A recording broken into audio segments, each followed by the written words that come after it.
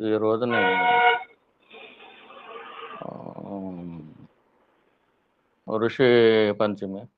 ఈ అంటే ఋషులకి ఫస్ట్‌గా మొట్టమొదటి అవకాశం ఇచ్చారు. నిన్నేమో గణపతి పుట్టాడు. బాలగణపతి. అంటే మనందరం కూడా ఏదో పుట్టినప్పుడు ఇలా ఒక రకంగా ఉంటాం మానవులం కాబట్టి. ఈయన పుట్టాడు. పుట్టడం అంటే నిజానికి మన పుట్టుక లాంటిది కాదు. పార్వతీదేవి ఆవిడ సున్నిపిండి గట్రా రాసుకొని స్నానం చేస్తూ ఒక ముచ్చట వేసి, ఒక బొమ్మను చేసుకొని ప్రాణం పోస్తుంది. ప్రాణం పోయడం ఎంతండి అమ్మవారు కదా! ప్రాణం పోసి "నువ్వు కాపలా ఉండు" అని చెప్పింది చక్కగా. "అక్కడుండు బయట ఎవరు రాకుండా చూడు" అని చెప్పి చెప్పింది. ఆ స్టోరీ వినాయకుడి స్టోరీ ఆ జననం గురించి మీకు అందరికి తెలుసు. ఆయన బాలుడంటే అన్నీ మాట్లాడతాడు. మరీ బాలకుడు కాదు. శేషం మరీ ఏదో ఒక కుమారుడో, బిడ్డో ఉన్నవాడు కాదు. ఎంతోమందితోటి యుద్ధం చేసాడు. సాక్షాత్తు శివుడితోటి యుద్ధం చేసేసాడు. అటువంటి బాలుడనమాట. ఆ వయసులో ఉన్న బాలుడు. ఆయనేంటంటే మొట్టమొదటిసారిగా పుట్టిన తర్వాత అదే పుట్టడం అనుకుంటా అది. ఆయన్ని వినాయక చవితి రోజున అందరూ పూజించాలి అని చెప్పి అమ్మవారే చెప్పింది. అమ్మవారే ఎన్నో శక్తులు కూడా ఇస్తదని చెప్పింది. ఆ తర్వాత రోజు మహర్షులందరూ అడిగారు. ఋషులందరూ కూడా అడిగారు. "మేము పూజించుకుంటాం. మేము తీసుకెళ్తాం గణపతిని" అని చెప్పి ఋషులందరూ కూడా చక్కగా గణపతిని తీసుకెళ్ళి ఆశీనులు చేసి గణపతికి పూజా పునస్కారాలు ఇయన్నీ కూడా చేసి గణపతి యొక్క దివ్యమైన ఆశీస్సులు మొట్టమొదటిగా ఋషులు పొందే హక్కు ఉంది వాళ్ళకి. అంచేత మొట్టమొదట రోజునే మొట్టమొదటిగా పూజ ఎవరు అందుకున్నారంటే గణపతి. ఇటొచ్చి మనకి ఈ మండపాల్లో పెడతారు. ఇటువంటి అంతా కూడా మనకు స్వాతంత్రోద్యమం కాలంలో బాలగంగాధర తిలక్ గారు అది ఆ ఒరవడిని సృష్టించారు. అంతకుముందైతే గణపతిని తీసుకెళ్ళటం, ఒక చోట కూర్చోబెట్టుకొని పూజించడం అనేది అలవాటుంది. బాలగంగాధర తిలక్ ఏదో శాస్త్ర విరుద్ధంగా ఏం చేయల. శాస్త్రం ప్రకారం చేశారు ఆయన కూడా. గణపతిని తీసుకెళ్ళి ఋషులందరూ కూడా ఈ రోజుని ఆయన్ని అర్చించిన రోజు, పూజించిన రోజు. వాళ్ళకి ఋషులకి అవసరం ఏముండదు. కానీ వాళ్ళ ద్వారా లోక కళ్యాణం అదిగో మీ ద్వారా ఈ పని జరుగుతుంది. మీ ద్వారా ఈ పని జరుగుతుంది. ఉదాహరణకి దూర్వాస మహర్షి ఉన్నారంటే, ఆయన పరమ సాత్వికుడు, పరమ శాంత స్వభావుడు. కామాన్ని, క్రోధాన్ని కూడా పూర్తిగా సమూలంగా జయించకపోతే ఋషి అవ్వడు కదా! అన్నీ జయించిన వాడే ఆయన. కానీ ఆయనకి ముక్కు మీద కోపం అనేది ఒక వరంగా పెట్టారు. దానివల్ల ఏంటంటే, ఆ ముక్కు మీద కోపం ఉండటం వల్ల దాన్ని పెట్టుడు మనసు అంటారు. ఆ ఋషికి మనసు ఉండదు. మనోమూలంలోకెళ్తేనే మనసుండదు.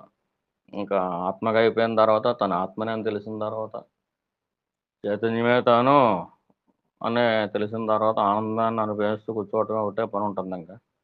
ఆ దేహం ఉన్నా లేకపోయినా వాళ్ళకసలు పట్టింపుండదు. నిరంతరం చాలా అంటే ఈ అనంతమైన సృష్టి అనుకుంటాం మనం. ఇదంతా చిన్న బుడగతో సమానం వాళ్ళకి. అంత గొప్పవాళ్ళు వాళ్ళు. అనంతానికే అనంతం. ఇటువంటి అనంతాలు, బ్రహ్మాండాలు ఎన్నో పట్టేస్తాయి. ఈ 14 భువన భాండాల్లో కూడా వాళ్ళకి చిన్న చిన్ని గోళీలతో సమానం. అంత విపరీతమైన ఆనందంలో మునిగిపోతూ ఉంటారు. అటువంటప్పుడు ఏం చేస్తా ఉంటారంటే, మీ ఆనందాన్ని మీరు పొందేస్తూ అలా ఉండటం కాదు. మీకంటూ ఈ లోకంలో ఈ పని పెడుతున్నాను అని చెప్పి దూర్వాస మహర్షికేమో మూకు మీద కోపం పెట్టారు. అది ఆ మనస్సు పెట్టుడు మనసు. ఈశ్వరుడు నీతి చేత వచ్చే మనసనమాట. ఆ విధంగా ఎన్నో ఉపకారాలు జరిగినాయి. ఆయన మహర్షిత్వానికి ఎటువంటి లోటు ఉండదు.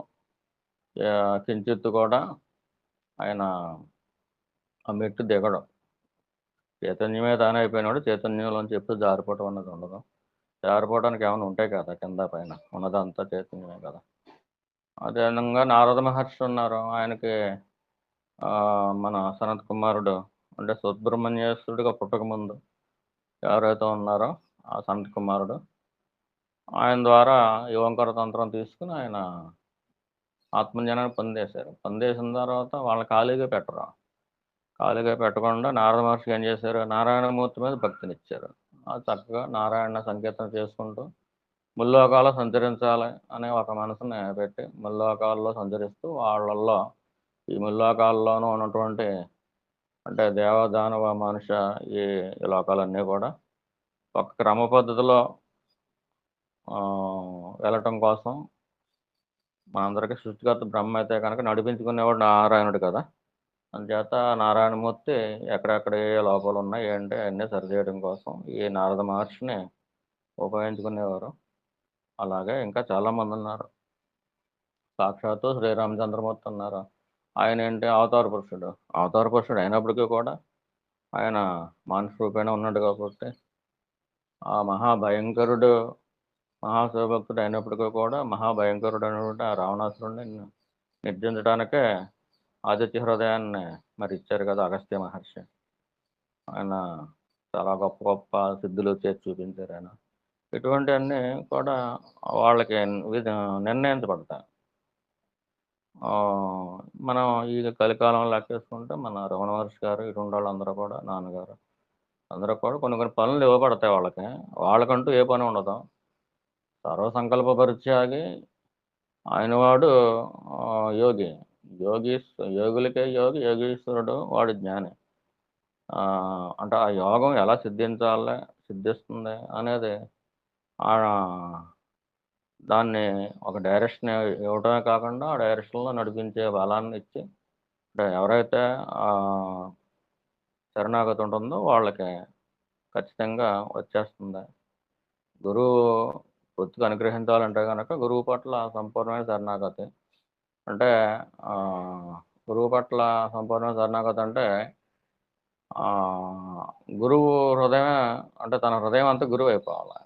అప్పుడు అంటే అంత అర్పణ చేసుకోవాలన్నమాట. అర్పణ చేస్తే తనకంటూ వేరేగా ఇంకా మైండ్ డైరెక్షన్ ఒకటి ఏం కాకుండా గురువు చేతికి మన మైండ్ ఇచ్చేస్తే అప్పుడు నడిపించేస్తాడు. అది సంపూర్ణ శరణాగతి. ఈ సంపూర్ణ శరణాగతిలో పరమ శ్రేష్ఠులు ఎవరంటే ఋషీశ్వరులు. ఈ ఋషులందరూ కలిపి వినాయకుడిని పూజించుకున్న రోజు ఋషి పంచమి. ఇంకా శాస్త్రాల్లో రకరకాలుగా చెబుతారు.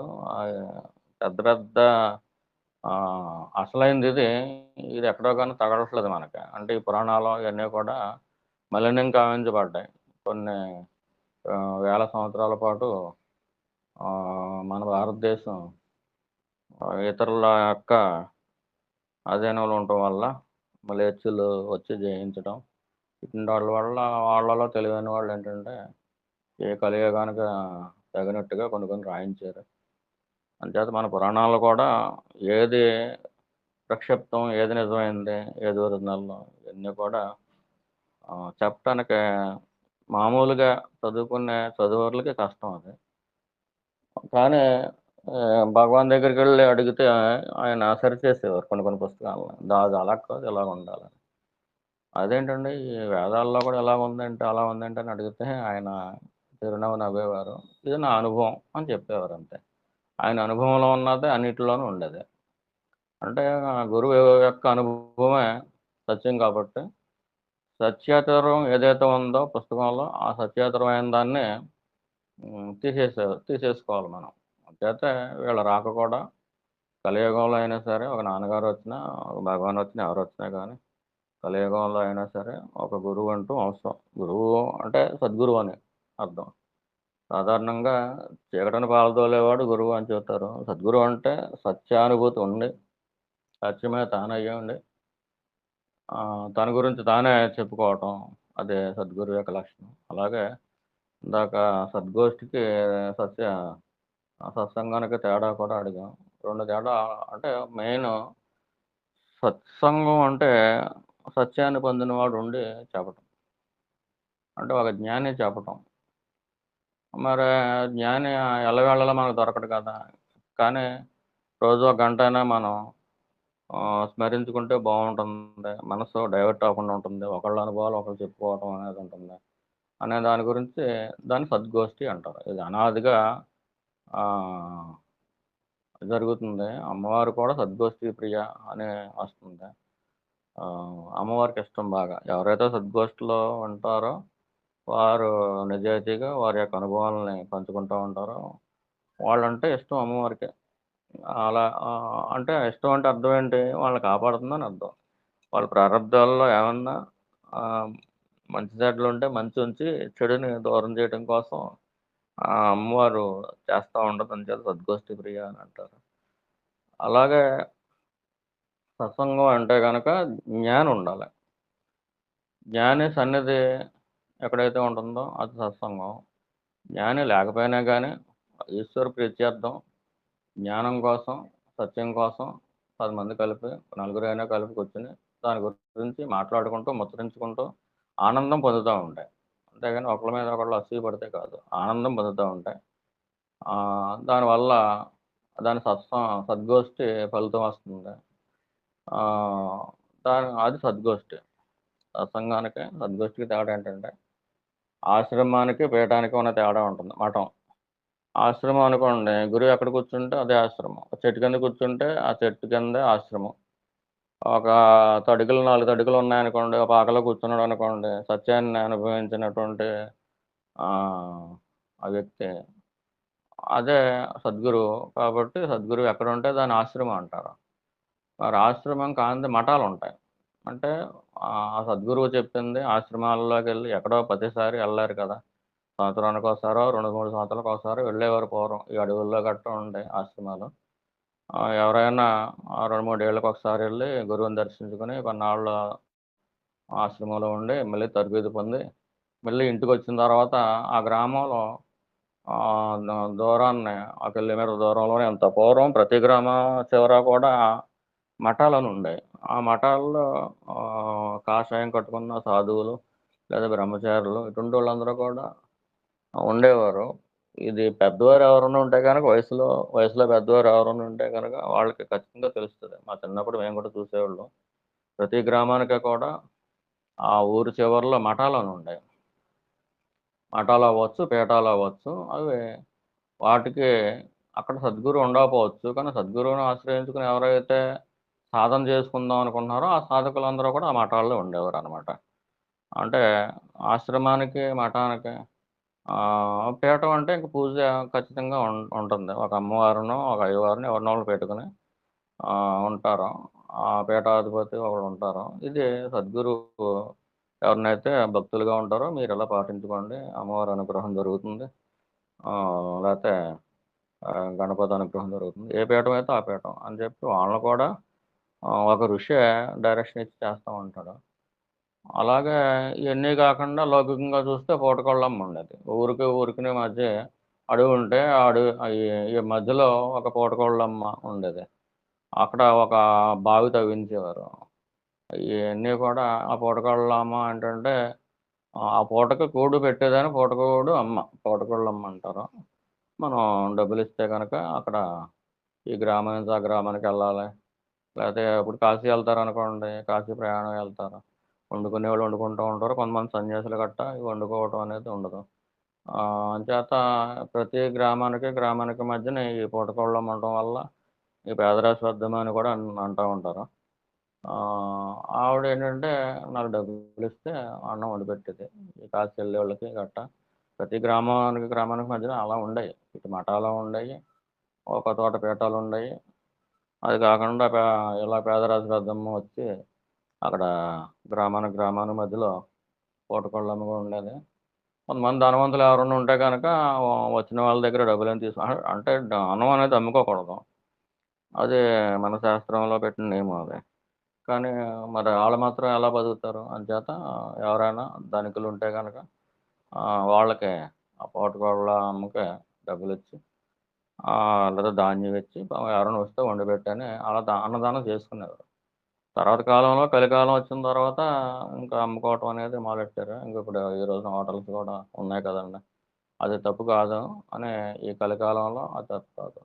జెన్యూన్‌గా చేసుకుంటే ఆ వ్యాపారం అది కూడా తప్పేం కాదు. కాలాన్ని బట్టి ధర్మం మారుతుంది.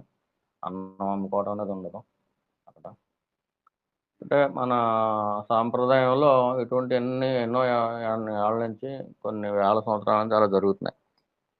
సద్గోష్ఠికి సత్సంగానికి తేడా అది అందరికీ అర్థమైంది అనుకుంటున్నాను. ఎంచేతంటే సద్గోష్ఠి అంటే సత్యం గురించి గోష్ఠి అంటే ఇష్టంతో మాట్లాడుకోవటాన్ని గోష్ఠి అంటారు. ఇష్టం ఉండాలి అక్కడ, అంతేగాని కష్టం ఉండకూడదు. ఒక 10 మంది ఉన్నారనుకోండి, సద్గోష్ఠిలో మాట్లాడుకుంటున్నారనుకోండి, ఒకళ్ళకి ఎవరినో ఒకళ్ళని లీడింగ్ చేయమని చెప్పి గురువు నియమిస్తే వాళ్ళేదో చదువుతూ ఉంటారు. వాళ్ళకి తెలుసున్నది వాళ్ళు చెబుతారు. వీళ్ళకి కూడా తెలియనిది ఎవరైనా ఉంటే గనక మిగతా వాళ్ళు చెప్పుకోవచ్చు. అది ఒకళ్ళే చెప్పాలని ఏం కాదు సద్గోష్ఠి అంటే. తెలియనిది ఏమైనా ఉంటే అడగొచ్చు.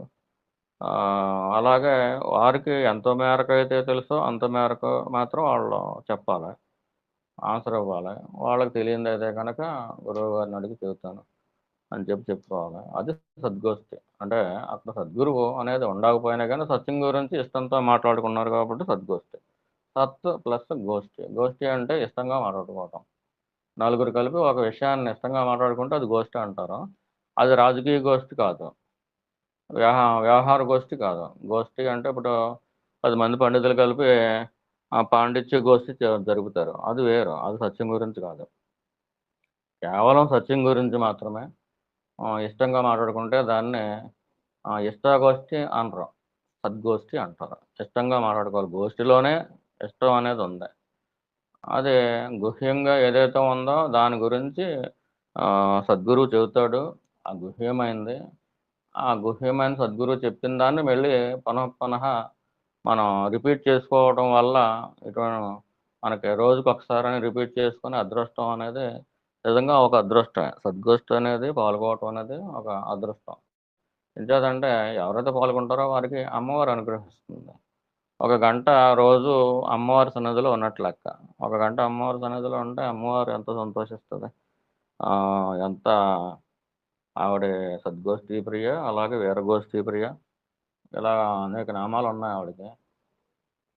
అలాగే ఈ విష్ణుమూర్తి కూడా ఈ సద్గోష్ఠి ప్రియుడు. అలాగే అంటే అమ్మవారు, అలాగే విష్ణుమూర్తి, అన్నాచెల్లెళ్ళు ఇద్దరు కూడా వారిని అనుగ్రహిస్తూ ఉంటారు. ఎవరైతే రెగ్యులర్‌గా మనసులో ఎటువంటి చింత, లేతే అసూయ, లేతే ద్వేషం ఇటువంటివి ఏమి లేకుండా ఉన్నాయేమో చూసుకోవాలి మనకి. ఉంటే గనక అమ్మ మీరు పక్కకు తప్పుకోండి కొంచెం. మమ్మల్ని పాడు చేయకండి. అమ్మవారు ఇచ్చే అనుగ్రహాన్ని మీరు మాకు దూరం చేయకండి అని చెప్పి వాటికి నమస్కారం పెట్టుకుని చక్కగా మనస్సు విప్పి మాట్లాడుకోవాలి. ఎంత మనసు విప్పి మాట్లాడుకోవాలంటే రక్త బంధువులు కలిసినప్పుడు ఎంత మనసు విప్పి మాట్లాడుకుంటారో అంతకంటే ఎక్కువ ఆత్మబంధువులు. అది ముందుగా గ్రహించుకోవాలి. సత్సంగంలో ఉన్న వాళ్ళందరూ కూడా, సద్గోష్ఠిలో ఉన్న వాళ్ళందరూ కూడా ముందుగా గ్రహించుకోవాల్సింది ఏంటంటే మోర్ దాన్ బ్లడ్ రిలేషన్‌షిప్ ఇది. ఒక కుటుంబం ఉంటే ఆ కుటుంబంలో చాలా అన్యోన్యంగా ఉంటారు. ఆ కుటుంబం కోసం అవసరమైతే ఎంతకైనా త్యాగం చేయడానికో, లేకపోతే మన వాళ్ళని ఎవరైనా ఉంటే మనం ఎదరికెళ్తాం కదా! అలాగా. ఇది అలా కాదు. అంతకంటే ఎక్కువ మోర్ దాన్ బ్లడ్ రిలేషన్‌షిప్ ఇది ఆహ్, సీకర్స్ రిలేషన్స్. అంటే ఎవరైతే సత్యాన్వేషకులు ఉంటారో, ఈ సత్యాన్వేషకులు కలిపి ఒక దగ్గర కూర్చుంటే, వీళ్ళందరూ కలిపి దేనితోటి రిలేట్ అయ్యి ఉన్నారంటే సత్యంతోటే. సత్యం అంటే పరమేశ్వరుడే కదా! ఆ పరమేశ్వరుడి బంధువులనమాట.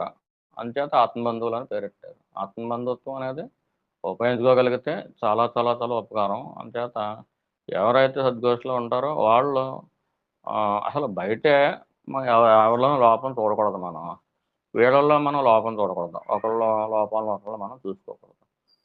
అంటే ఎలాగంటే మరి అంటే అటువంటి లోపాలు మనలో లేకుండా చేయమని ప్రార్థించాలి. ఒకవేళ ఎవరి దగ్గరైనా లోపం కనిపిస్తుంది అనుకోండి. మనకి ఆ లోపం కింద తెలుస్తుందనుకోండి. అయితే అటువంటి లోపం నాలో ఏమైనా ఉంటే తీసేయి అని అడగాలి. అంతేగాని వాళ్ళకి పలానా లోపాలున్నాయి. ఇప్పుడు మా గురువుగారు చెబుతా ఉండేవారు. ఇసుక, పంచదార కలిపి ఒక చోట పోస్తే చీమలు ఇసుకని వదిలేసి పంచదార తీసుకెళ్ళిపోతాయి. కనీసం అతి చిన్న ప్రాణి చీమ ఎంత, దాని తలకాయ ఎంత, దాని మెదడెంత, అంత మెదడు కూడా మనకు లేదా? పంచదారను మాత్రమే తీసుకోవాలి కదా! ఇసుకని వదిలేసి. మనకి ఏది అవసరమో అది మాత్రమే తీసుకోవాలి. సద్గోష్ఠిలోకొచ్చిన తర్వాత ఏది అవసరం ఉంటుంది మనకి? సత్యమే అవసరం. అంచేత ఏ మేరకు ఒక 99% చెడ్డుండి 1% మంచి ఉందనుకోండి లోకంలో, ఆ 1% మధ్యనే తీసుకోవాలి లోకంలో సాధన బాగా జరగాలంటే. అదే సద్గోష్ఠిలోకి వచ్చిన తర్వాత మన లోపాలని తీసుకుని మంచి విషయాలని వదిలేసామనుకోండి, అసలు సాధకులు ఎలాగవుతాం మనం అనే ప్రశ్న వేసుకోవాలి. ఇక్కడ సిన్సియర్‌గా ఉండాలి. వాళ్ళ, వీళ్ళ లేకపోతే ఎన్ని సంవత్సరాలు ఉంటున్నారో ఏంటి, సీనియర్‌లు, జూనియర్‌లు ఏమీ ఉండకూడదు. మన లోపం మనకి తెలీదు.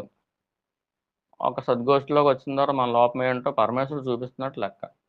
మనకేమైనా అసూయ వచ్చిందనుకోండి, అసూయని విడిచిపెట్టాలి అనేది ఒక ముందుగా ఇది ఒక ఎక్స్‌పెరిమెంట్‌గా పెట్టుకొని దీనికోసం మనం ఏం చేయాలి? మనం ఎంత తపస్సు చేయాలి? అంటే అది మనకు అసూయ అన్నట్టు మనకు తెలీదసల. ఎదుటి వాళ్ళ లోపం కనిపిస్తుందంటే ఎందువల్ల కనిపిస్తుంది? అసూయ ఉండటం వల్ల కనిపిస్తుందా? ద్వేషం ఉండటం వల్ల కనిపిస్తుందా? ఏం ఉండటం వల్ల కనిపిస్తుందా? మనసులో మనకే మాలిన్యం ఎందుకు? మనకే భావదారిద్ర్యం ఎందుకు? అని చెప్పి ముందుగా అంటే ఆత్మ బంధువులకని, రక్త బంధువులకి అదే తేడా. ఇంక వ్యవహార బంధువులు అంటే ఫ్రెండ్‌షిప్స్ ఉంటాయి. ఇంకా అది ఇంకా డీగ్రేడ్ అది. అన్ని ఫ్రెండ్‌షిప్స్‌లో కంటే కూడా ఉత్తమమైన ఫ్రెండ్‌షిప్ పరమేశ్వరుడి కోసం ఎవరైతే ప్రయత్నం చేస్తున్నారో వాళ్ళతో ఉన్న బంధం. వాళ్ళతోటి బంధం అంటే పరమేశ్వర బంధం అది. అంత ఉత్తమమైన బంధాన్ని మనం ఎంతవరకు సద్వినియోగం చేసుకుంటున్నాం అనేది చూసుకోవాలి. ఏదైనా లోపం ఉంటే గనక మన ఫ్రెండ్స్‌కి ఎప్పుడూ కూడా ఒంటరిగా చెప్పుకోవాలి. పలానా లోపము నాకు కనిపిస్తుంది మీలోను అని. మనం నిజంగా వాళ్ళు రిసీవ్ చేసుకుంటారనుకుంటా. చేసుకోరు అనుకుంటే అది వాళ్ళకే వదిలేయడమే. అటుంటప్పుడు అంటే మనం లోపాలను చూడటం కోసం సద్గోష్ఠిలోకి రాలేదు. లోపాలను చూడటం కోసం సత్సంగంలోకి రాలేదు. సత్సంగంలోకి వచ్చిన తర్వాత ఫస్ట్‌గా గురువు చెప్పేదేంటి? ముందు లోపాలను చూడటం మానేసి, మనలో ఏమైనా లోపాలుంటే అవి తీసేసుకోవాలి. లోకంలో ఎన్నో లోపాలుంటాయి. లోపాలే లోకం. లోకం అనేది దుఃఖాలమే అని చెప్పాడు వాసుదేవ స్వామి. అటువంటప్పుడు దాంట్లో లోపాలు లేకుండా ఎలాగుంటాయి? ఉంటాయి. అది మనం సమాధానం పడిపోవాల. లోకం అంటేనే లోపాలుంటాయి. ఈ లోకంలో లోపాలు తీయటం కోసం మనం వచ్చాము అని మన అహంకారం లోకాన్ని శుద్ధి చేయడం కోసం చూస్తది. అంటే అంటే ఇంట్లో వాళ్ళవ్వచ్చు, బయట వాళ్ళవ్వచ్చు, వాళ్ళని మారుద్దాం లేకపోతే పలానా వాళ్ళది లోపం అని ఏదో చూపిందాం అనిపిస్తా ఉంటది. అది కాదు సాధకుల లక్షణం. సాధకుల లక్షణం ఏంటంటే, మన లోపల ఏవైతే లోపాలున్నాయో అవి తీసేసుకోవాలి. మన మనసు కల్మషరహితం అవ్వాలి. శుద్ధి అవ్వాలి. మనసు శుద్ధి అయినప్పుడు మాత్రమే బుద్ధి విచక్షణ అనేది కలిగి ఉంటుంది. మనం నిన్నే చెప్పుకున్నాం కదా! గణపతిని స్మరిస్తే బుద్ధిని శుద్ధి చేస్తాడు. బుద్ధి ప్రదాయ నమః, ఓం బుద్ధి ప్రదాయ నమః అనే నామం ఉంది ఆయనకి. బుద్ధినిస్తాడు. కానీ ఎవరికిస్తాడు? శివుడిని స్మరించగా, స్మరించగా, అరుణాచలం స్మరించగా, స్మరించగా శుద్ధినిస్తాడు. తండ్రేమో మనసుకు శుద్ధినిస్తాడు. పెద్ద కొడుకేమో దాన్ని ఏం చేస్తాడంటే చక్కగా ఒక డైరెక్షన్ ఇచ్చి విచక్షణ కలిగి ఉండేలాగా బుద్ధినిస్తాడు. విచక్షణ కలిగిన అది ఆ మైండ్‌లో ఒక పార్టే. బాడీలో ఒక పార్ట్ తలకాయ, బ్రెయిన్ అయినట్టు మనసులో ఒక పార్టు బుద్ధి. అలాగా ఈ 2 ఎప్పుడైతే బుద్ధొస్తుందో శుద్ధి, బుద్ధి కలిసిన తర్వాత అప్పుడు సిద్ధి రావాలి కాబట్టి మనకి ఆ విచారణ అనేది బాగా ఎదరికెళ్ళేలా చేస్తాడు. విచారణ గాని, నామం గాని ఎవరికి పట్టదు అంటే ఎవరైతే లోకంలో ఎక్కువగా తిరుగుతున్నారో వాళ్ళకి పట్టనే పట్టదు. మన తలంపులన్నీ ఇప్పుడు ఇవాళ చూస్తున్నామండి. ఎక్కువగా ఇప్పుడు గ్రంథ పఠనం చేసుకోవచ్చు మంచిదే. సద్గ్రంథ పఠనం చేసుకోవచ్చు మంచిదే. అంటే ఒక రామాయణం గాని, మహాభారతం గాని, ఒక భగవద్గీత గాని నిత్యము కూడా ఇంత టైం అని పెట్టుకొని ఒక ఈ పేజీ ఈ మహాభారతంలో ఈ 2 పేజీలు చదువుదాం. లేదా రామాయణంలో ఈ పేజీలు చదువుదాం. ఇలా చదువుకోవడం వల్ల పుణ్యం వస్తుంది. మనసు శుద్ధి అవుతా ఉంటది. అంటే దాన్నేమన్నారంటే సద్గ్రంథ పఠనం. ఇటు సద్గోష్ఠి, ఇటు సద్గ్రంథ పఠనం. అసలు మనకి ఖాళీ అనేది దొరకదు. మనం అన్ని రకాలుగా మనకున్న 24 గంటలని నిద్ర, భోజనం వీటిలతో సహా అన్నీ లెక్కేసేస్తే 24 గంటలు మనకు సరిపోవట్లేదనిపిస్తది సాధన చేసుకోవడానికి. సాధన చేసుకున్న వాళ్ళకి 24 గంటలు సరిపోవు. కానీ అలాగా సరిపోయేలాగా ఉన్నంతలోనే మనం చేసుకుంటూ ఉండాలి. అంటే ఉదాహరణకి ఎక్కువగా ఈ మధ్య కాలంలో భక్తులు కూడా వాట్సాప్‌ల్లోనే ఉంటున్నారు. ఆడెవడో చెప్పింది మనకు అవసరం ఏంటి? మనకు సత్సంగం ఉన్నప్పుడు, గురువు ఉన్నప్పుడు. గురువేమో చాలామంది హృదయంలోంచి నడిపిస్తున్నాడు అని చెబుతున్నారు. మంచిదే. అంటే మనకు ఏ తలంపొస్తే అది గురువు ఇచ్చినట్టు కాదు. అదే కొంతమంది నిజంగానే హృదయంలో గైడెన్స్ ఇస్తా ఉంటాడు. మనకొచ్చిన తలంపా? లేతే గురువు నుంచి వచ్చిన గైడెన్సా ఇది అనేది ఎలా తెలుస్తది? ఆ విచక్షణ ఎలా వస్తది? అంచేత మనసుకు శుద్ధి, బుద్ధి ఇయన్నీ రావాలి. విచక్షణ నిజంగా గురువు దగ్గర నుంచి వచ్చిందా ఇది? ఈ ఈ తలంపు ఇలా చేయాలని. లేదా మన మనసే అలాగ మనల్ని అలా మాయ చేస్తుందా? అనేది చూసుకుంటూ ఉండాలి. దానికేంటంటే సాధనలో ఒక క్లారిటీ ఉండాలి. అంటే క్లారిటీ అంటే ఎప్పుడొస్తది క్లారిటీ? నువ్వు ఒక క్రమశిక్షణ కలిగినటువంటి జీవితం. ఈ అరగంట దీనికి, ఈ అరగంట దీనికి ఇలా ఒక టైమ్ టేబుల్ ప్రకారం అలా వేసుకుంటూ వెళ్తే గానీ ఈ పునాది ఫౌండేషన్ గట్టిపడదు. ఆహ్, అలా గట్టిపడాలంటే గనక ఒక టైమింగ్స్ అంటూ సెట్ చేసుకోవాలనమాట. ఒక మహాభారతం చదువుతున్నారనుకోండి. అది కూడా ఏ గ్రంథం పడితే ఆ గ్రంథం ఈ బస్ స్టాండ్ పుస్తకాలు కాకుండా మూల గ్రంథాలుంటాయి. అయి తెప్పించుకోవాలి మనం. తెప్పించుకొని చక్కగా ఒక 10 నిమిషాలు చదివినా, 5 నిమిషాలు చదివినా రోజు టైం ప్రకారం చదువుకుంటూ అంటే మీరేమనుకోవచ్చంటే 10-10:30, 10:30-11 ఇలా టైమ్ టేబుల్ ఏసుకోమంటారంటే కుదిరినోళ్ళు ఏసుకోండి. అలాగ అందరికీ కుదరకపోవచ్చు. కానీ ఈరోజు లేచాం. మనకి టిఫిన్ చేస్తున్నాం, టీ తాగుతున్నాం, భోంచేస్తున్నాం, ఉదయం, సాయంత్రం భోంచేస్తున్నాం. ఇది తప్పనిసరిగా చేస్తున్నాం. అలాగే స్నానం కూడా చేస్తున్నాం కదా! అదే విధంగా సాధన గురించి అన్నీ అయినయా లేదా? జపం ఇవాళ అయిందా లేదా? పూజ అయిందా లేదా? కొంతమందయితే టిక్‌లు పెట్టుకోమని చెప్పేవాళ్ళు. అంటే అత్యంత జాగరూకతతో ఉంటారని చెప్పి అలా చెప్పేవాళ్ళు. ఇప్పుడు కొంతమంది పెడుతున్నారో లేదో తెలియట్లేదు. అలాగే జపం ఖచ్చితంగా చేయాలి, విచారణ చేయాలి, పూజ చేసుకోవాలి. అంటే మనసుని ఎప్పుడూ కూడా ఈ హృదయం వైపు ప్రయాణించే ఇలాగా ఏ పనులైతే చేస్తాయో, ఏ పని చేయటం వల్ల అది పూజ అవ్వచ్చు, జపం అవ్వచ్చు. ఏ ప ఏ కర్మ చేయటం వల్ల మనసు హృదయంలోకెళ్తుంది. అటువంటి పనులన్నీ కూడా మనం ప్రతిరోజు చేసుకోవాలి. అలవాటు చేయాలి దానికి. ఒక ఎక్సర్‌సైజ్ కింద అలవాటు చేసేయాలి. అలా అలవాటు చేయగా ఒక 5 ఏళ్లకో, 10 ఏళ్లకో అప్పటికి గాని శుద్ధి అవ్వదు మనసు. అప్పుడుకి గాని మనకి బుద్ధిలో విచక్షణ రాదు. అది సంవత్సరాల తరబడి చేస్తేనే గాని రాదది. సంవత్సరాల తరబడి చేస్తేనే ఇగ రెగ్యులర్‌గా వాకింగ్ చేస్తేనే ఆరోగ్యం వచ్చినట్టుగా, శారీరక ఆరోగ్యం ఎంత మంచిదో, అలాగే మానసిక ఆరోగ్యం ఇంకా ఇంకా అవసరం. సత్యాన్ని మనం అన్వేషించాలంటే. అంచేత నేను ఎవరో అన్న వెంటనే దొరకదది. ఒకవేళ సద్గురు యొక్క అనుగ్రహం మీ మీదుండి అది దొరికినా గానీ మీరంటూ సొంతంగా చేయమని విడిచిపెడతాడు ఒక్కోసారి సద్గురువు. అటువంటప్పుడు మీకు అందనే అందదు. ఇదేంటిది ఇప్పటిదాకా బాగానే నేను అనే స్ఫురణ బాగానే తెలుస్తుంది. ఉండటంగానే తెలుస్తుంది.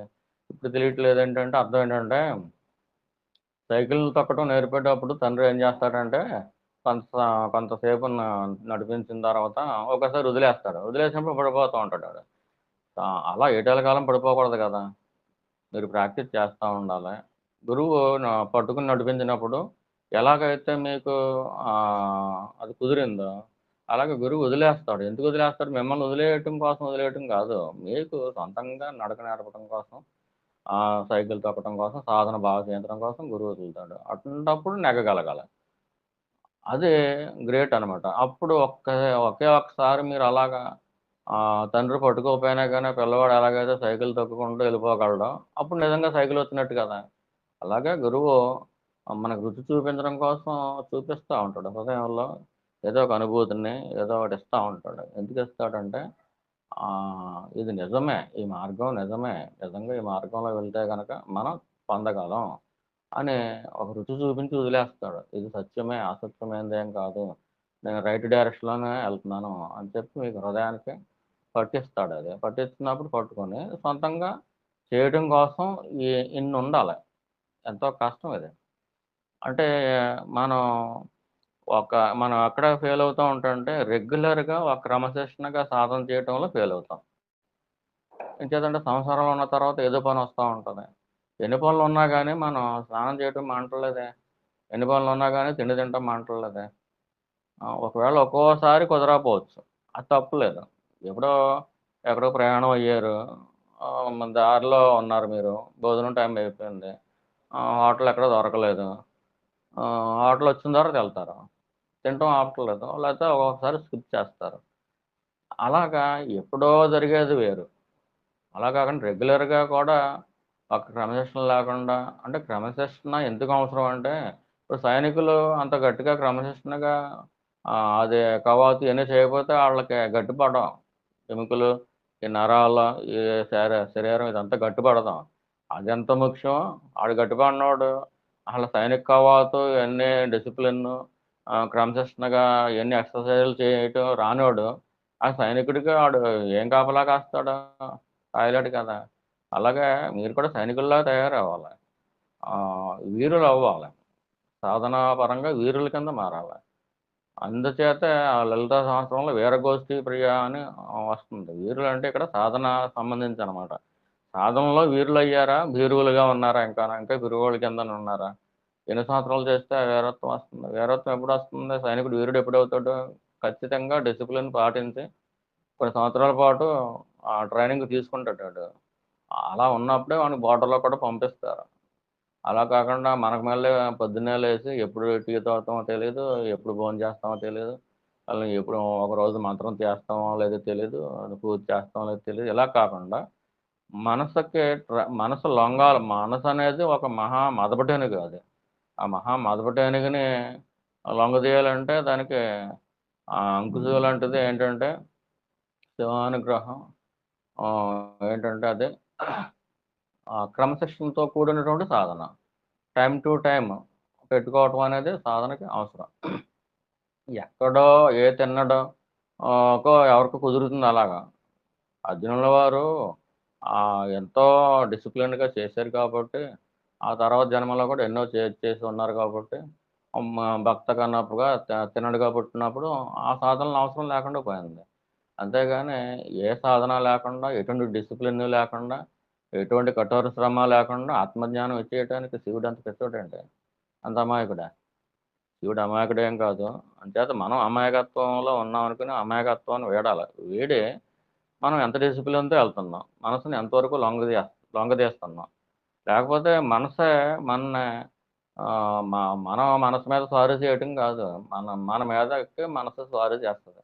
అప్పుడు ఏమనిపిస్తది? మంచోళ్ళు చెడ్డోళ్ళ కింద కనిపిస్తారు. సాధకులు సాధకులు కానివాళ్ళుగా కనిపిస్తారు. అలాగే మనకు ఉపకారం చేసేవాళ్ళేమో అపకారం చేస్తున్నారనుకుంటారు. అపకారం చేసేవాళ్ళేమో మిత్రుల కింద అనుకుంటా ఉంటారు. ఈ లోకంలోకెళ్ళిపోదాం అనిపిస్తా ఉంటది. ఇంట్లో కూర్చున్నా గాని లోకం గొడవలుంటాయి. అదేంటి మీ దేహం ఇంట్లో కూర్చున్నప్పుడు మీ మనసు కూడా మీ దేహం ఎక్కడుందో అక్కడే ఉండాలి కదా! మీరు మంత్రం మొదలుపెట్టినప్పుడు బయట తిరుగుతుందంటే అర్థం ఏంటి? మనం క్రమశిక్షణ కలిగిన వీరులుగా, సైనికులుగా ఉన్నామా? లేదు కదా! ఇంకా బలహీనులుగా ఉన్నాం. మానసికంగా బలహీనులుగా ఉన్నాం.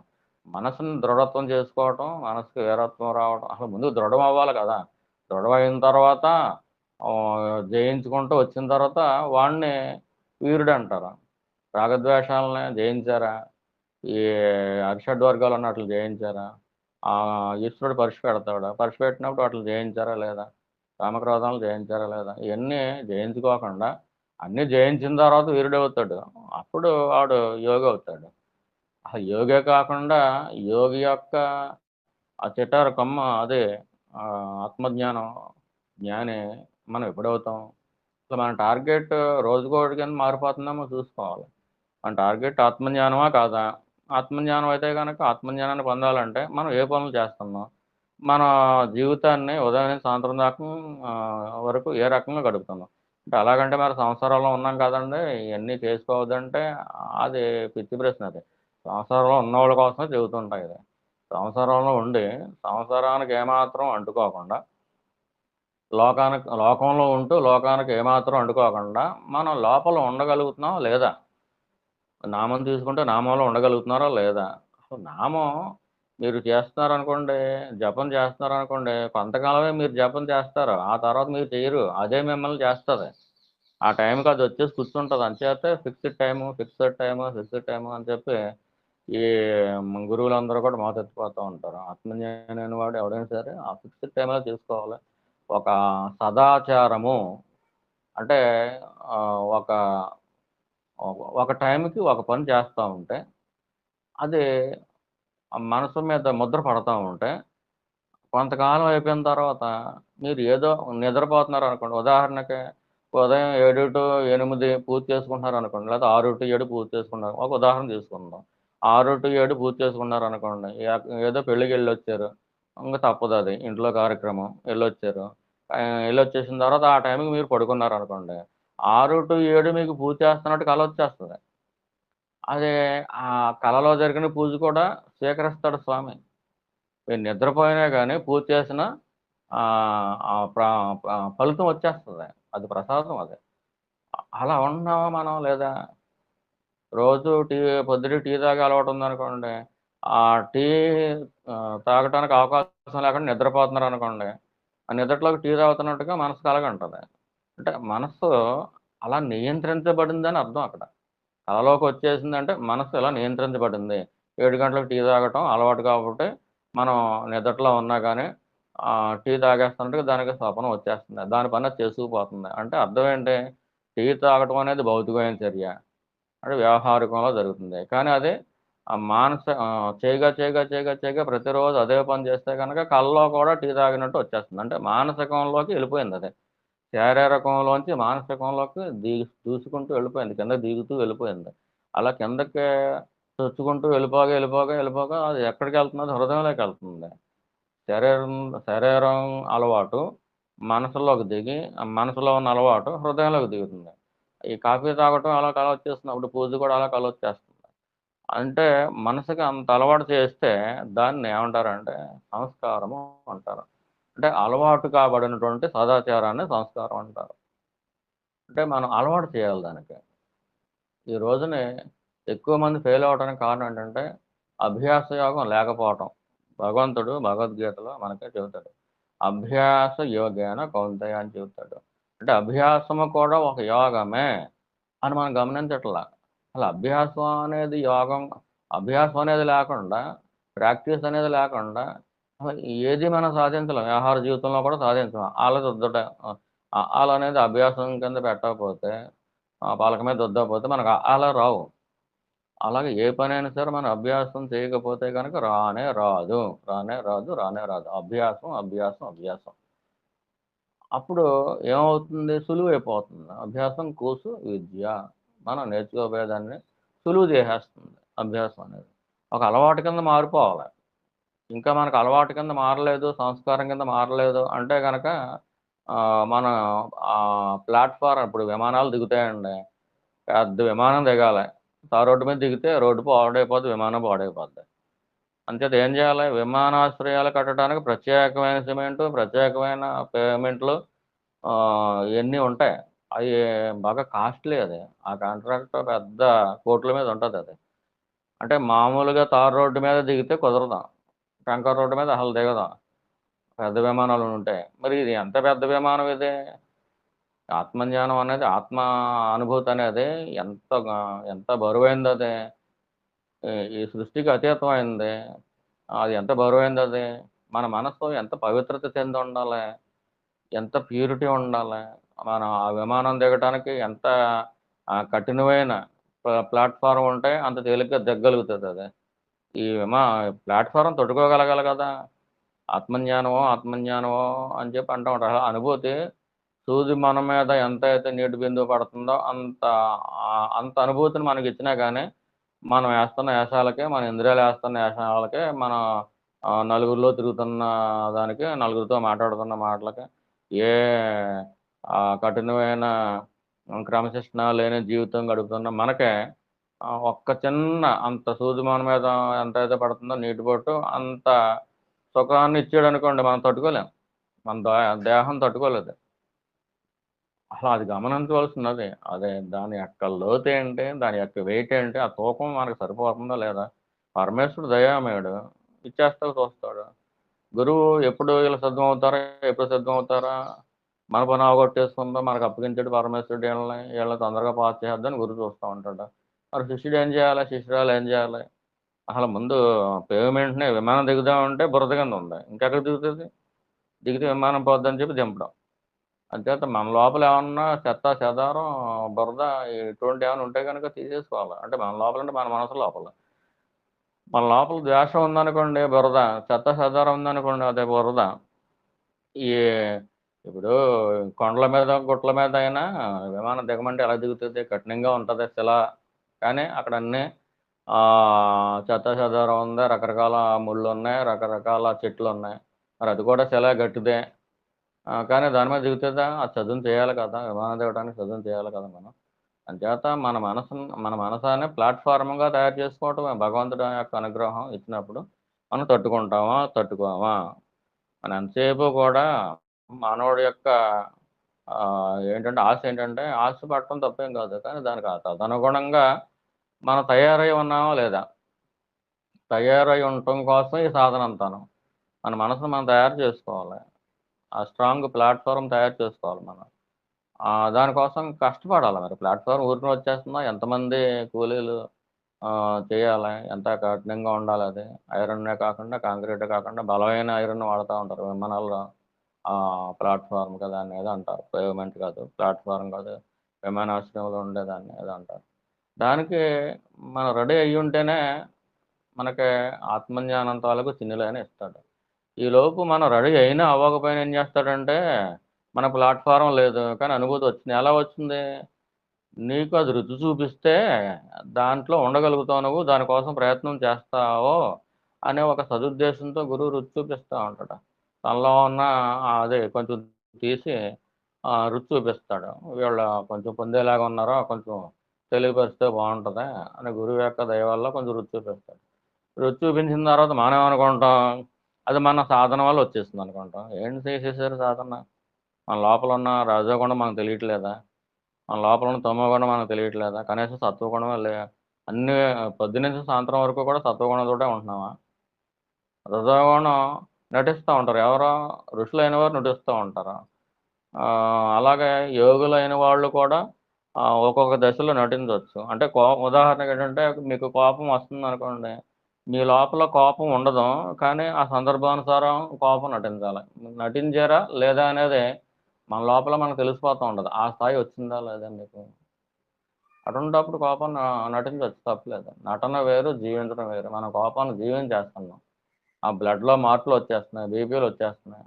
అసలు ఇప్పుడు కోపాన్ని నటించేవాడు ఆ యోగి స్థితిలో ఎలా ఉంటాడంటే, ఆ కోపం రాబోయే ముందే వచ్చి అడుగుతది. దూరంగా ఉండి అడుగుతది. ఈ పలానా సందర్భం రాబోతుంది. నీలోకి నేను ఎంటర్ అవుదాం అనుకుంటున్నాను. రానా? మాననా? అని అడుగుతది. అప్పుడు నువ్వు అలౌ చేస్తేనే అదొస్తది. లేకపోతే రాదు. అది అటువంటి చిన్నులు మనకొస్తున్నాయా? మన సాధన ఏ స్థాయిలో ఉంది? అనేది మనం కనీసం బేరీజు జేసుకోవాలి మనం. మన సాధన నిజంగా ఏ స్థాయిలో ఉంది? మనం మన లోపల ఉన్న లోపాలేంటి? ఎవరికీ చూపించకపోయినా గానీ కనీసం మీరన్నా ఆహ్, అది చూసుకోవాలి కదా! కొంతమందయితే సాధకులు ఈ లోపాలున్నాయి ప్రతిరోజు కూడా ఒక డైరీ రాసుకుంటూ ఉంటారు కొంతమంది. అది ఎవరికీ చూపించకండి. డైరీ రాసుకొని ఈరోజు ఈ ఘటనలు జరిగినాయి. ఈ ఘటనలు జరిగినాయి. ఇక్కడ ఫెయిల్ అయ్యాను. ఇంటూ ఇక్కడ పాస్ అయ్యాను టిక్కు. ఇలా పెట్టుకుంటూ ఉంటారు. రోజువారీ అంటే ఇదెలాగంటే ఒక టార్గెట్ పెట్టుకోవాలి. ఏదో ఒక ఎక్స్‌పెరిమెంట్ చేసుకోవాలి. పలానా గుణం ఉంది. దాన్ని మనం సాధించాలి.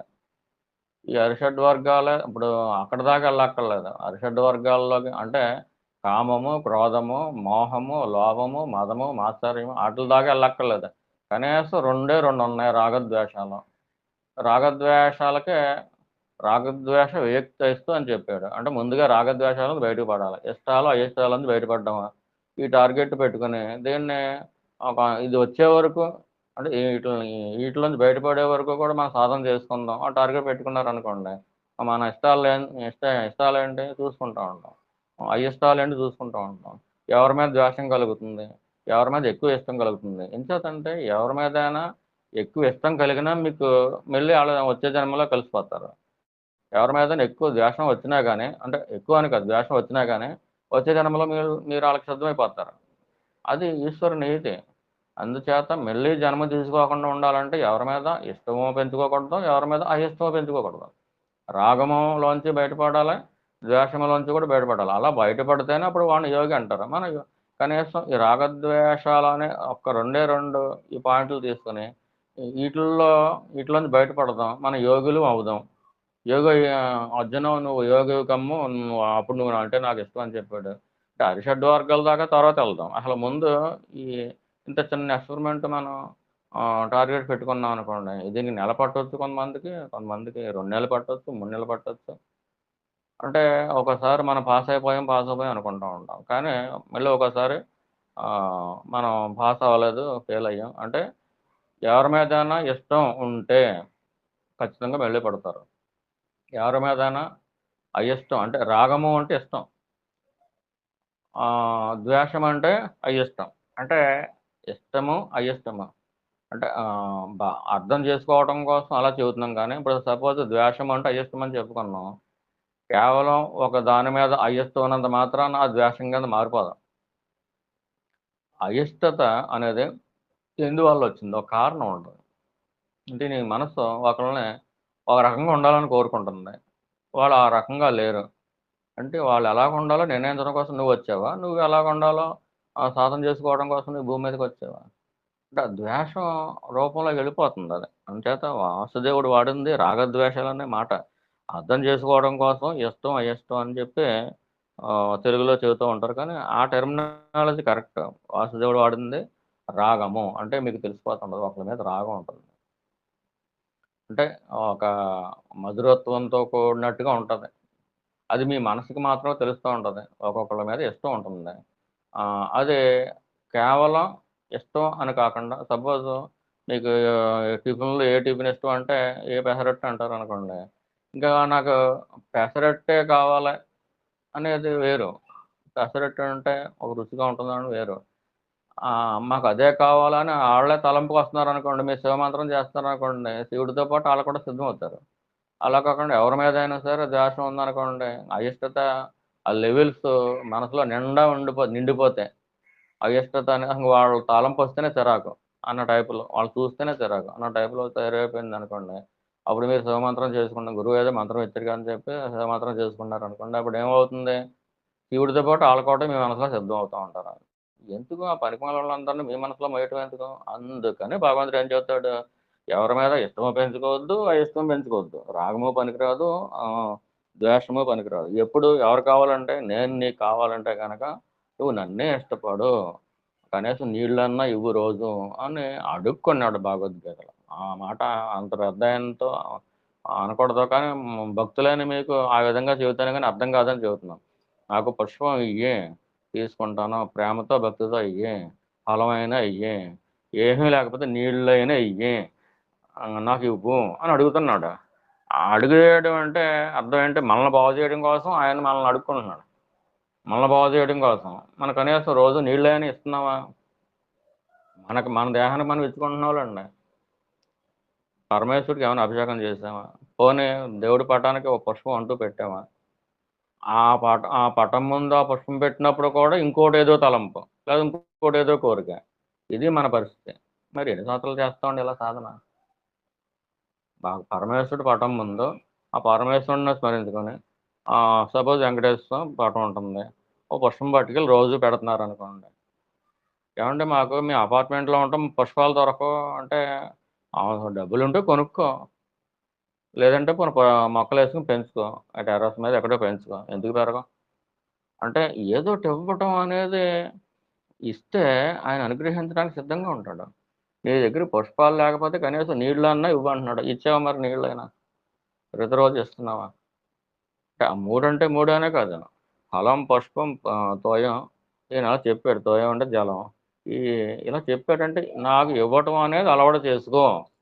ప్రతిరోజు ఇవ్వటం అనేది అలవాటు చేయగా అప్పుడు నీ మీద నా దృష్టి పడుతుంది. నువ్వు నన్ను స్మరించుకోగా నువ్వు అంటే ఏమనుకుంటావంటే దేవుడు ఇక్కడ లేడు, పటంలో లేడు అని ఏదో సైంటిఫిక్ రీజనింగ్‌లు తీస్తా ఉంటాం. ఆ పదం ఆ నోటంటే అలా వచ్చేసింది వెధవ అనేది. అలా రాకూడదనుకోండి. కానీ ఏంటంటే మనలో కూడా అంటే లౌకికులు అలాగా చేస్తారనుకోండి. ఏదో అర్థం ఉంది. అటువంటి పదం వాడకపోయినా పర్లేదు. మరి మీరు భక్తులు పరమేశ్వరుడు దేవుడి గుడిలోకెళ్ళేసరికి వెంటనే కోరికలా? ఏ కోరిక లేకుండా నన్ను స్మరించుకోరా, ఇష్టంతో స్మరించుకోరా, అప్పుడు నీకు ఆత్మజ్ఞానాన్ని ఇస్తాను. మళ్ళీ భూమి మీదకి పంపించను, నీ కష్టాలేం పడక్కర్లేదని ఆయన చెబుతూ ఉంటే, మళ్ళీ నేను ఇప్పుడు పుడతాను నేను పుడతానంటారా అని అడుగుతూ ఉంటారు. దేని మీదైనా ఇష్టం ఉందా? పుడతాం. ఇష్టం ఉందా? పుడతాం. దాంట్లో ఇంకా సైన్స్ అది ఇంకా. భూ భూమికి సంబంధించింది ఏది తలుచుకున్నా కానీ నీకు ఆ తలంపు వచ్చినప్పుడు ఆ ప్రయాణ కాలంలో ఆ తలంపే తిరుగుతూ ఉంటుంది మైండ్లో. గిర్రమని తిరుగుతూ ఉంటుంది. అంచేత మైండ్లో అది చూస్తాడు కాబట్టి పరమేశ్వరుడు మళ్ళీ ఆ జన్మిస్తాడు. జన్మ లేకుండా చేసుకోవడం కోసం భూమి మీదకి వచ్చి వాళ్ళు ఎవరిని ఇష్టపడుతున్నారు అనుకోండి, నువ్వు ఇష్టపడితే పరమేశ్వరుని ఇష్టపడవు. ఒకవేళ అయిష్టం అనుకోండి, అయిష్టమైన పరమేశ్వరుడి మీద పెట్టుకున్నా కానీ పొందిన వాళ్ళు ఉన్నారు. అలా చేసినా పర్లేదు. కానీ మనకి ఆ పద్ధతి అనేది అంత సూట్ అవ్వదు మనకి. అంచేత ఇష్టం పెంచుకోవాలి. ఓ పరమేశ్వర, నిద్ర లేచాను, స్నానం చేశాను. ఇది ముందుగా నువ్వే నాకు దిక్కు. దేనికోసం? నన్ను మళ్ళీ పుట్టించు ఇంకా భూమి మీద. భూమి మీద పుట్టిస్తే మళ్ళీ గురువు దొరుకుతాడో లేదో, సత్సంగం దొరుకుతుందో లేదో, నాకు కరెక్ట్ డైరెక్షన్ వస్తుందో లేదో. ఇంకేదంటే ఆ రూ. 2000 కాయంతో చిన్నపిల్లడికి ఇచ్చారనుకోండి, ఆడు చింపేసి పడేసాడు అనుకోండి, మళ్ళీ మళ్ళీ ఇవ్వడు ఇంకా. సత్సంగం ఇచ్చాడు, సద్గురుని ఇచ్చాడు అనుకోండి, ప్రతి జన్మలోనే ఇస్తాడని చెప్పలేం మనం. అంచేత ఈ అంటే సద్గోష్ఠిలో ఉన్న సత్సంగంలో ఉన్న కొంతమందికి ఏంటంటే అసలు ఇటువంటిది ప్రతి జన్మలోనే వచ్చేస్తుంది అనుకుంటారు. ఎప్పుడు ఉండే సత్సంగమే కదా, మనం వెళ్ళాలా, ఈ వారం మానేద్దాం, లేకపోతే ఎప్పుడో ఉండేదే కదా, ఓ ఫోన్ చేస్తే సరిపోతుందిలే గురువుకి ఏదైనా కష్టం వస్తే అని అనుకుంటా ఉంటాం. అసలు నీ నడవడిక ఎలాగుంది, నువ్వు సాధన ఎలాగుంది, దాని మీద ఆధారపడి ప్రతిదీ కూడా పరమేశ్వరుడు నిన్ను ఎలా రాణింపచేయాలా, ఎలా హృదయంలో తీసుకెళ్ళాలని చెప్పి పరమేశ్వరుడు చూసుకుంటున్నాడు. అది పట్టించుకోకుండా ఇది ముల్లోకాల్లో అన్నా కూడా దొరకదురా బాబు సత్సంగం అనేది అని సాక్షాత్తు మహానుభావుడు శంకరాచార్యుడు అంతటి వాడు చెప్పినా కానీ మనం సత్సంగానికి అంటే మాయలో పడిపోతే కనుక సాధన తక్కువగా చేసేవాళ్ళకే అలా ఉంటుంది. ఏదో ఒక ఆటంకం రావటం, చుట్టాలు రావటం, ఇవాళ చుట్టాలు వచ్చారు కదా ఇంకా మానేద్దాం సత్సంగం. ఇంట్లో వాళ్ళు కూడా చుట్టాలు వచ్చారు కదా వెళ్ళొద్దు అంటూ ఉంటారు. కొంతమంది ఏం చేస్తారంటే చుట్టాలకే వండి పెట్టేసి ఇలా సత్సంగం ఉందని వెళ్ళిపోతూ ఉంటారు. లేదంటే గనక ఆ రోజు ఏం చెప్పారు, ఇప్పుడు మరీ తప్పదు ఇంకా, వీళ్ళు మనం చూసుకోవాలి అని అనుకున్నప్పుడు ఆ రోజు ఏం చెప్పారు ఏంటనేది ఎవరినైనా రాసి పెట్టమనో లేకపోతే ఆ వీడియో ఎప్పుడొస్తుందో చూసుకోవటమో కనీసం. అంటే అక్కడ కూర్చున్న వాళ్ళు ఎవరైతే ఉంటారో వాళ్ళకి ఏదైతే అవసరం అది వస్తుంది. ఓ 10 మంది కూర్చున్నారనుకోండి, ఆ 10 మందికి ఏ సాధన అయితే జరగాలో, ఏ సాధన అయితే అవసరమో అది వస్తూ ఉంటుంది. ఇప్పుడు మనం ఆన్‌లైన్‌లో కూర్చున్నాం. ఈ ఆన్‌లైన్‌లో ఎవరైతే ఉంటారో వాళ్ళకి ఏ సాధన అయితే అవసరమో ఆ మాటలే వస్తాయి. ఊరికనే గురువు ఏంటంటే ఆ ఫ్లూట్ లాంటోడు అంతే. ఆ వెదురు మొక్క ఉంటుంది కదా గొట్టం, అటువంటి వాడు అంతే. ఆ పలికించుకునేవాడు పరమేశ్వరుడే. ఆ ఊదేవాడు ఎవడ ఉంటాడో ఆ గోవిందుడు ఊదుకుంటాడో, ఆ వేళ్ళు కూడా ఆయన కదుపుకుంటా ఉంటాడు. ఆయనకి తెలుసు ఎవరెవరు వింటున్నారో, ఎవరెవరికి ఏది అవసరం, వీళ్ళకి ఇది అవసరం, ఇది అవసరం. దీంట్లో ఇది వీళ్ళకి అవసరం ఉండదు అని అనుకోండి, అవసరం లేని మాట రానే రాదు. ఎవరికి ఏది అవసరం అది ఇస్తాడు. అది ఎన్నో ఎన్నో రోజులుగా కాదు, ప్రతి సత్సంగంలోనూ కూడా మనకు అది అనుభవం అదే. అందుచేత అంత డైరెక్ట్‌గా పరమేశ్వరుడితో లింక్ చేయబడి ఉంటది ఈ సత్సంగం అనేది, సద్గురు అనేది. అంచేత డైరెక్ట్ లింక్ టు పరమేశ్వర. అటువంటి దాన్ని మనం ఎలాగైతే బాగుపడతామో అక్కడ ఆ నోటి ద్వారా వస్తది కాబట్టి, ఆ వాక్ అలా వస్తది కాబట్టి మనం వినియోగించుకుందాం అని అనుకుంటారు. ఉదాహరణకి ఇద్దరు మతస్థులు ఉన్నారనుకోండి, ప్రతి ఆదివారం కూడా కొంతమంది చర్చికెళ్ళిపోతారు. మానరు అసల. కొంతమందయితే ప్రతి శుక్రవారం కూడా దానికెళ్ళిపోతా ఉంటారు. ఇది చర్చికి అదేదో ఉందది. దానికెళ్ళిపోతా ఉంటారు. అలాగా అంటే వాళ్ళు మానరు. మరి మనం మాత్రం అలా హిందూ ధర్మం అనేది పక్కన పెట్టి మనం ఆలోచించినా గానీ అంటే మరి సాధకులు కదా అందరూ దీంట్లో ఉన్నవాళ్ళు. మామూలు ధర్మం పాటించే వాళ్ళ కంటే ఎక్కువ సాధన చేసుకోవాలి కదా! ఎక్కువ కష్టపడాలి కదా! ఏం కష్టపడుతున్నారు మీరు? భగవాన్ ఏమంటాడు అక్షర మణమాలలో, ఎముకలరుగు దాసు మృదువాక్కు వెనుచెవిన్ అంటాడు. కొంతమంది వాక్కు మృదువుగా ఉంటదంట. కొంతమంది వాక్కు కర్ణ కఠోరంగా ఉంటదంట. ఎవరికి? అరుణాచలేశ్వరుడికి. మానవులకు కాదులెండి. అరుణాచలేశ్వరుడికి కొంతమంది వాక్కు మృదు మధురంగా ఉంటదంట. ఎవరి వాక్కు మధురంగా ఉంటుంది? ఎముకలరుగు దాసు. అంటే దాసుడు అయిపోవాలి మనం పరమేశ్వరుడికి. వాడు ఏది చెబితే అది చెయ్యాలి మనం. నేను ఇది చేయను అంటే కుదరదు. అలా చెయ్యాలి. అలా చేసే క్రమంలో ఎముకలు అరిగిపోతాయంట. అంత కష్టపడతారాళ్ళు సాధనలో. ఎముకలు అరిగేలాగా అంత పెద్ద పదం వాడాడు అంటే భగవాను ఏ స్థాయిలో సాధన చేసుకోవాలి మనం? అంత సాధన మేము చేయలేమండి అంటే గనక అప్పుడు వాళ్ళకి వేరేగా సత్సంగం అవసరం ఉండదు వాళ్ళకి. నేను చెయ్యాలి, సత్సంగం మళ్ళీ రాదు, సద్గురువు మళ్ళీ దొరకడం, ఈ జన్మలో పొంది తీరాలి అని అనుకునే వాళ్ళకి స్ట్రాంగ్ డిటర్మినేషన్ చేసేసుకునే వాళ్ళకి ఏంటంటే కేవలం ఆసక్తి కాదు, ఆసక్తి ఉంటే రాదు అది. దాన్ని వైరాగ్యము అన్నారు. విశిష్టమైన రాగం. రాగం అంటే ఇష్టం కదా! ఈ ఇది వైరాగ్యం అంటే విశిష్టమైన రాగం అంటే ఇది ప్రత్యేకమైన ఇష్టం. భగవంతుడి మీద ఇష్టం. పరమేశ్వరుడి మీద ఇష్టం. ఎన్నో జన్మలు ఎలా దొల్లుకుంటూ వచ్చేస్తున్నాను. పడుతూ ఎలా వచ్చేస్తున్నానో, కనీసం ఈ జన్మలో అయినా నా టార్గెట్ ఇది అని తెలిసింది. ఇంక దీనికోసం ప్రయత్నం చేయాలి అని చెప్పి ఇంకా దానికోసం ప్రయత్నం చేస్తా ఉంటారు. ఎంతసేపు వాటిల్లోనే ఉంటారు. పూజ, జపం, స్వాధ్యాయం లేదంటే విచారణ, లేదంటే సద్గ్రంథ పఠనం, లేదంటే సద్గోష్ఠి అసలు ఇంకా అంటే మీరు వీటిల్లోకి వెళ్ళక్కర్లేదు. ఏంటంటే ఒక కండిషన్ పెడుతున్నాం. ఈ మధ్యకాలంలో చాలామంది ఈ వాట్సాప్‌లో రకరకాల ఎన్ని ఎవరెవరో చేసేసినయన్నీ కూడా మీరు వినేస్తున్నారు. దానివల్ల పొల్యూట్ అయిపోతుంది మీ మైండ్. మీకు సబ్జెక్ట్ కావాల్సుంటే సత్సంగంలో సబ్జెక్ట్ సరిపోతుంది. లేదంటే సాధన చేసుకోండి. ఎక్స్‌పీరియన్స్ ఎంతుంది? థియరీ ఎంతుందని కాదు. థియరీ కావాల్సుంటే మీకేం కావాలి థియరీ? రాగద్వేషాలకు అతీతంగా ఉండండి అని ఇందాకొచ్చింది. రాగద్వేషాలకు అతీతంగా ఉన్నప్పుడు మనం ఏం చేయాలి? ఇంట్లోనూ, బయట కూడా రాగద్వేషాలకు అతీతంగా ఉన్నామో లేదో టెస్ట్ చేసుకుంటూ ఉంటాం. హృదయంలో నామాన్ని పెట్టుకుంటూ ఉంటాం. లేకపోతే విచారణ చేసుకుంటూ ఉంటాం. మన ఒంటి మీద ఏ పని వస్తే ఆ పని చేసుకుంటూ ఉంటాం. దీంట్లో నీకు వాట్సాప్‌లో థియరీ కావాల్సిన అవసరం ఎక్కడుందసల? ఎంతమంది గురువులను పట్టుకుంటాం? ఎంతమంది గురువులు నీకు? ఎంచేతంటే వాట్సాపుల్లో మనకి సరైన ఆథెంటికేటెడ్ సమాచారం దొరకదు.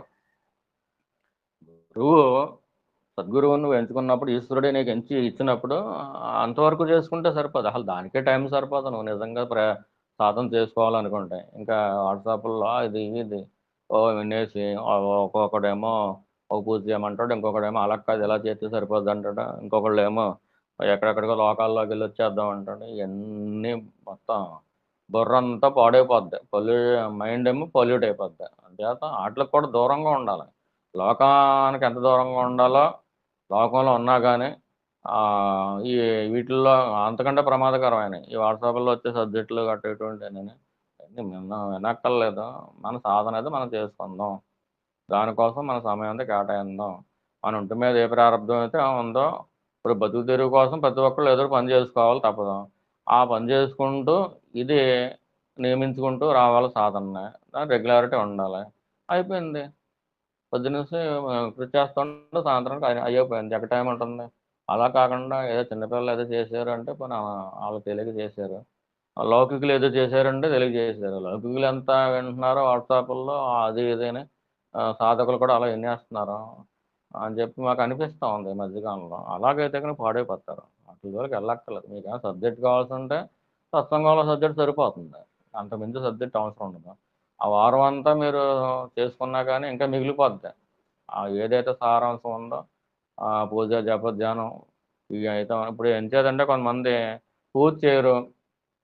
పొద్దున్నే లేస్తారు, స్నానం చేస్తారు, మామూలుగా దండం పెట్టుకుంటారు. ఆళ్ళ ఏ డ్యూటీకో లేకపోతే ఏ పనికో వెళ్ళిపోతా ఉంటారు. వెళ్ళిపోయిన కాంచి ఏం చేస్తున్నారు కొంతమంది ఇంక వాట్సాప్‌లో ఇంటా కూర్చుంటున్నారు. ఇంక ఈళ్ళ సాధకులా? పాడైపోతారో, బాగుపడతారో ఈళ్ళు. గురువు నీకేం చెప్పాడు? నువ్వు జపం చేసుకో. జపం చేసుకుంటే ఖాళీ ఉండదు మళ్ళీని. డ్యూటీకి వెళ్ళిపోయిన తర్వాత లేదా ఎప్పుడో ఖాళీ ఉందనో అయి ఇయి అంటా ఉంటారు. అంటే మాయ అనేది ఏ విధంగా ప్రవేశిస్తుందనేది భగవాన్ ఈరోజు మీకు చెప్పిస్తున్నారు మా చేత. అంచేత ఆ మాయల్లో పడకండి ఎవరు కూడా. మాయల్లో పడితే చాలా ఇబ్బంది పడతాం. మీకు అంటూ ఒక సత్సంగం ఉంది. అంటే ఒక బడి ఉంది. ఆ బడిలో మాస్టర్ ఏ పని చెబితే ఏ పాఠం ఇస్తే ఆ పాఠం చదువుకొని రండి అప్పచెప్పండి అంతే. ఆ పాఠమే రాకుండా అలా కాదండి బయటైతే మేము రోడ్డు అంటే వెళ్తా ఉంటే అక్కడ వాళ్ళు ఏదో చెప్పారండి ఏదోను, అది అప్పచెప్పేస్తా ఉండంటే, అదే నీకేం చెప్పలేదు కదా గురువు, నీకు పలానా పద్యం అప్పచెప్పించుకుంటాను నేను అని ఇవాళ ఆ పద్యం చెప్పి అర్థం చెప్పి ఆ నోట్స్ రాసుకురా, రేపు పొద్దున వచ్చిన వెంటనే ఆ నోట్స్ నాకు చూపించు, తర్వాత పద్యం అప్పచెప్పు అని అంటాడు అనుకోండి గురువు. ఆ పని చేయాలి ముందు. నువ్వు అలా కాదు, వేరే వాళ్ళు ఏదో చెప్పారు, ఆ పాట నేర్పారు, ఆ పాట నేను పాడతాను, పద్యం పాడనంటే నువ్వు ఇంక బడిలోకి రావటం ఎందుకు? అప్పుడు నువ్వు సత్సంగంలో ఉన్నట్టా లేనట్టా? అంచేత అలా మాయల్లోకి దారితీస్తూ ఉంటుంది. ఎంచేతంటే ముందు ఏదో మంచి కోసం వెళ్ళట్టు ఉంటూ ఉంటుంది, ఆ తర్వాత మనసును పాడు చేసే రజోగుణాలన్నీ కూడా దాంట్లో ఉంటా ఉంటాయి. ఇంక దాని తర్వాత ఒకటి ఎక్కిందనుకోండి, నెమ్మది నెమ్మదిగా అప్పా చెల్లెళ్ళందరూ ఈ విశేషాలన్నీ సిద్ధమవుతూ ఉంటాయి. అంచేత ఈ సెల్ ఫోన్లో, యూట్యూబ్లో చూసే వాటి పట్ల చాలా చాలా జాగ్రత్తగా ఉండాలి. మీకు అవసరమా అది? అవసరం అయితేనే చేయండి, లేకపోతే వద్దు. అవసరం అయితే చేయండి అంటే అర్థం ఏంటి? మీకు సబ్జెక్ట్ కోసం అవసరం అయితే ఏమాత్రం లేదు. నువ్వు ఏదైనా లోకానికి సంబంధించి తెలుసుకోవాల్సిన అవసరం ఉంది అనుకుంటే కనుక తెలుసుకుని వదిలిపెట్టేయండి అంతవరకే. దాని గురించి ఏమన్నా పాటు పాడాలా, కృషి చేయాలంటే అది కూడా ఎంతవరకు చేయాలి, మనం ఎంతవరకు బాధ్యులం ఇవన్నీ కూడా చూసుకోండి. తెలుసుకోవడం మంచిదే. కానీ దానికోసం వెళ్ళి అంటే మాయలో పడుతున్నామా, జ్ఞానం వైపు వెళ్తున్నామా అనేది మాత్రం ఆ విచక్షణ అనేది అది ఖడ్గం లాంటిది అది. దాన్ని బాగా ఉపయోగించుకోవాలి అందరూను. చేత ముందుగా లోకం ఎలాగున్నా గానీ మనల్ని మనం బాగు చేసుకుందామండి అందరం కూడా. మనం తయారవుదాం. మనం అనేసరికి పరమేశ్వరుడికి ఇష్టం అవ్వాలి. పరమేశ్వరుడికి ఎవరిష్టం? నాకు ఇష్టులు ఎవరు? అని చెప్పి పరమేశ్వరుడు అనుకున్నాడనుకోండి, మనం రావాలి. మనం తలుచుకోవాలి పరమేశ్వరుడు. అంత ఇష్టం పట్టాలంటే మనం చాలా చక్కగా ఎముకలొరుగు దాసు అంటే దాసులంగా ఉండాలి పరమేశ్వరుడికి. అది ఎముకలెరుకలా కష్టపడాలి. మనకు కష్టపడకుండా ఏదీ రాదు.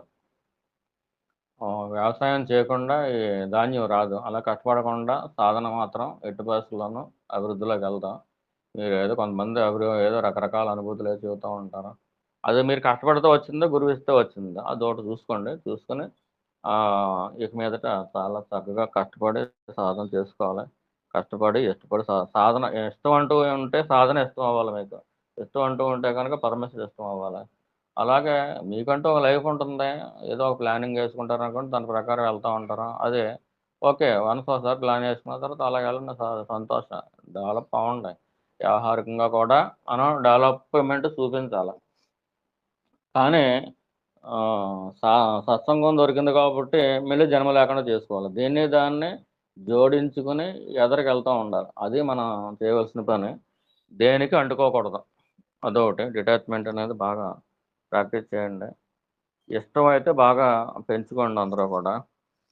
ఈరోజు అంటే 4:30 అయింది కాబట్టి 2-5 అన్నా గానీ ముగించేద్దాం అనుకుంటున్నాం. వచ్చే వారానికే వర్షం లేకపోతే అంటే ఏకశాల తయారు చేసేస్తారు వారిద్దరూ కూడా.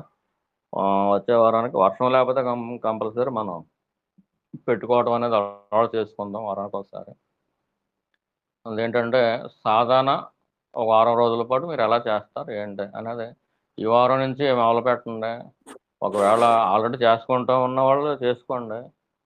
ఒకవేళ ఈ మధ్య కాలంలో మందగించింది మన సాధన అనుకుంటే గనక మీకు సాటిస్ఫాక్షన్ ఉండాలి పడుకునే ముందు. ఇవాళ బాగానే సాధన చేశాం అనే సాటిస్ఫాక్షన్ రావాలి.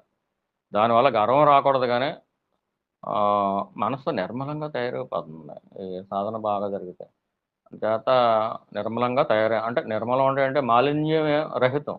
నిర్మలము, మలము లేనిది, మాలిన్యము లేనిది. అంటే మలంతో పోల్చేసాడు పరమేశ్వరుడు. మనం మలం ఉంటుంది కదండీ! అది మనకు అవసరమా? దాన్ని తీసుకొని నెత్తికి పాముకుంటామా? విడిచిపెట్టిన మలాన్ని ఎవరైనా నెత్తికి పాముకుంటారా? పాముకోరు కదా! అటువంటి పని చేస్తా ఉంటాం మనం.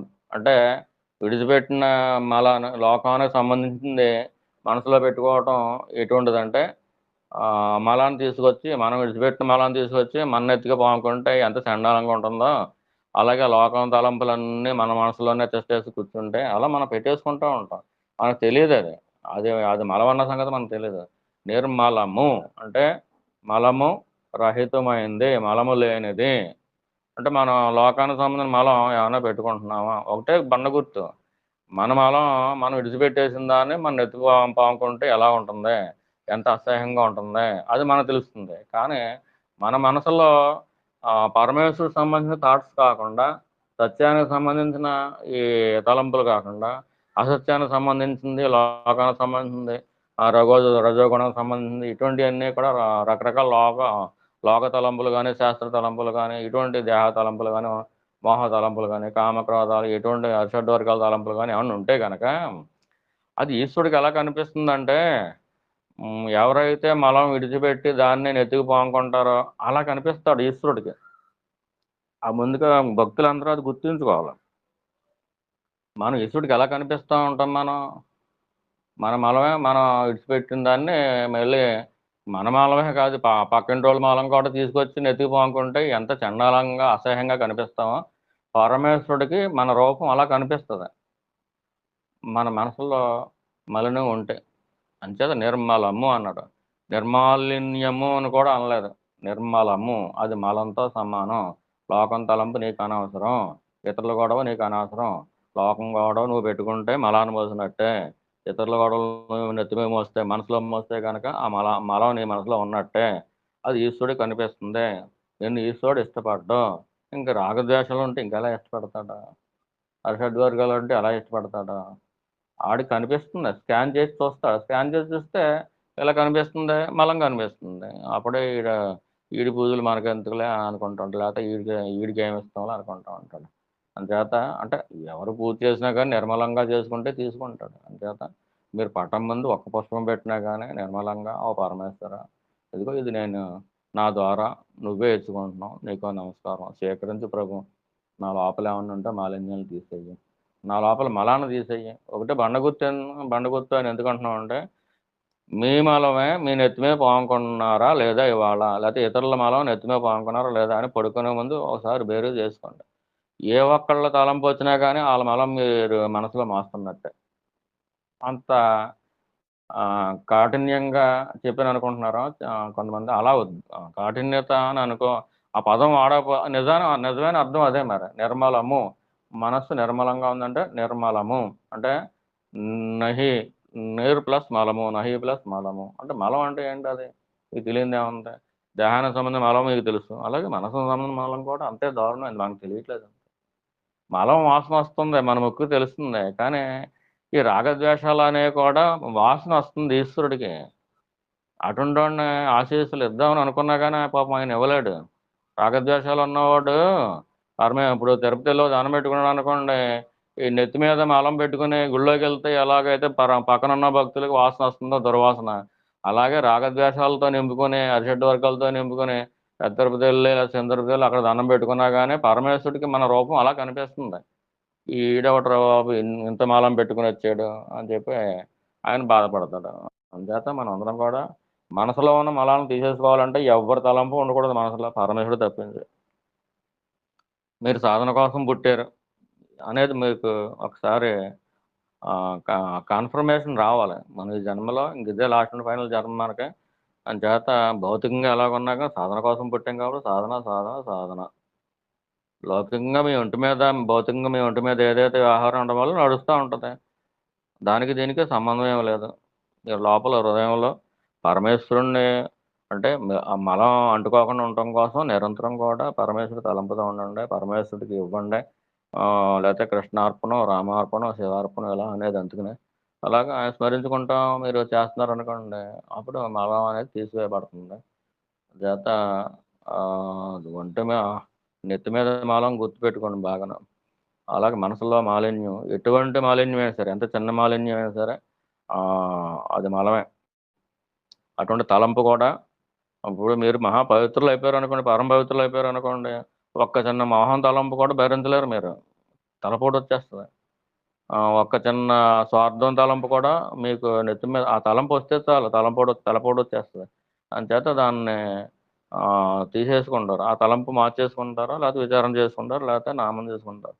అలాగా ఆ విధంగా చక్కగా చేసుకోండి భక్తులందరూ. 4:30కి ముగించేద్దాం అనుకున్నాం. ఇంకా 5 నిమిషాలు. అంటే ఈ రోజు ఏంటంటే భక్తులైన వారి యొక్క అందరి హృదయానుగతంగా ఏవైతే ఉన్నాయో అవి ఈ వినాలనిపించింది. ఎవరైతే చెప్పారో చెప్పిందంతా కూడా పరమేశ్వరుడికి అర్పించడం జరిగింది. మాకేం సంబంధం ఉండదు. మీ యొక్క ఎవరైతే చెప్పారో వాళ్ళందరిని కూడా ఆయన రిసీవ్ చేసుకుంటారు. చేసుకొని చెప్పని వారికి కూడా మానసికంగా మీరు ఏదైతే అర్పించారో పరమేశ్వరుడికి అది స్వీకరించబడుతుంది. అందరినీ కూడా ఈ ఋషి పంచమి సందర్భంగా ఋషులు గణేశుడిని పూజించిన ఈ రోజుని అందరికీ కూడా ఆ గణేశుడి అనుగ్రహం, ఋషుల యొక్క అనుగ్రహం, పరమేశ్వరుడి అనుగ్రహం, గురుదేవుల యొక్క అనుగ్రహం, భగవాన్ యొక్క అనుగ్రహం, సత్సంగం యొక్క అనుగ్రహం పరిపూర్ణంగా ఉండాలి. మీరు అందరూ మంచిగా ఉండాలి అని చెప్పి బాగుపడాలి. అలాగే లోపల మాలిన్యం లేకుండా బయట కూడా ఐశ్వర్యంతో కూడి ఉండాలి అని చెప్పి మేము ఆ పరమేశ్వరుణ్ణి ప్రార్థించడం జరుగుతుంది. ఎవరైనా ఇప్పటిదాకా విన్నారు కాబట్టి సందేహాలను ఉంటే అడగండి అని చెప్పి అంతకుముందు అన్న ఒక సత్సంగంలో సద్గోష్ఠులు అన్నట్టున్నాం నిన్న ఇప్పుడు మొన్న జ్ఞాపకం లేదు. ఎవరికైనా ఇప్పటిదాకా చెప్పిన దాంట్లో సందేహాలు ఉంటే కనుక అడగండి. సందేహాలు ఏమీ లేకపోతే కనుక అప్పుడు నమస్తే తండ్రి. ఓంకారం చెప్పేస్తాం. అమ్మ ఏమైనా సందేహాలు ఉన్నాయండి అమ్మా చెప్పండి. నమస్తే తండ్రి. నాకు ఇష్టమైనది ఉంటే నాకు నా గురుదేవులు, మీ మాట, మీ సత్సంగం ప్రాణం తండ్రి. నాకు ఉన్న ఏమి ఇంకా మనసులో రానే ఉంది తండ్రి. నాకు అదే కావాలి తండ్రి. అదే ముందు దండం పెట్టుకుంటున్నాను ఆయన. పరమేశ్వరుడు ఎలాగ చేస్తాడో మీకు మీ ప్రయత్నం కూడా మీరు చేసుకోండి. అలాగే తండ్రి. మీ పాదాలకు నమస్కారం తండ్రి. అలాగే నమస్తే అండి. అందరికీ కూడా నమస్కారం అండి. అందరి పాద పద్మాలకు కూడా మా హృదయపూర్వక నమస్కారాలు తెలియజేసుకుంటున్నాం. ఇంకెవరైనా చెబుతారండి? ఏమన్నా డౌట్ సబ్జెక్ట్ పరంగా ఏమైనా డౌట్ ఉంటే అడగండి.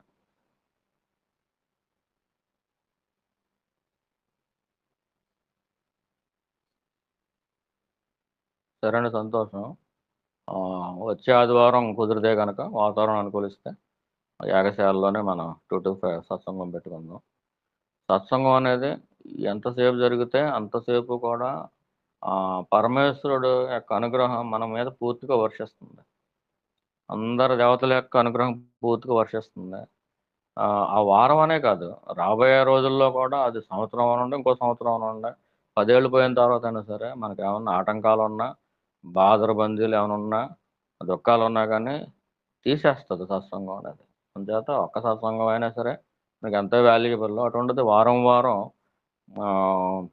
గురువాజ్ఞ ప్రకారం మేము పాటిస్తున్నాం కాబట్టి వారం వారం కూడా చక్కగా అందరూ కూడా తరించాలి, ధన్యులు అవ్వాలని చెప్పి మా అభిమతంగా తెలియజేసుకుంటున్నాం.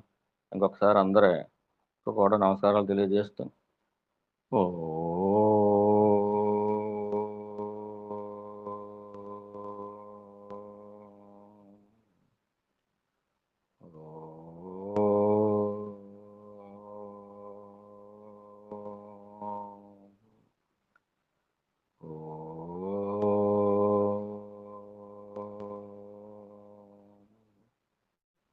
శాంతి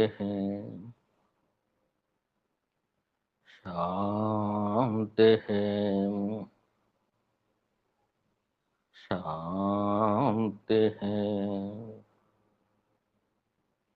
థ్యాంక్ యూ ఆల్. వచ్చే ఆదివారం కలుద్దాం.